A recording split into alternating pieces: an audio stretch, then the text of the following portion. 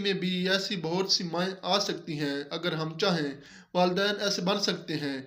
जबकि हम शुरू से ही बच्चों को कहते हैं कि आपको ज़हन है, दरअसल हमारा जो माइंड होता है, इस तरह होता है कि हम अगर इसको कहें कि ये किस तरह काम होना है, तो ये फ़ौरन इसका रिप्लाई दे देता है।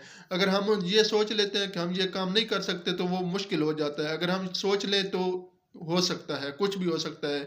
हमारे बच्चों के साथ भी यही मसला होता है। अगर हम बच्चों को कह दें, बच्चे झूठ को भी सच मानते हैं, वो यही समझते हैं कि ये वालिदैन सच कह रहे हैं।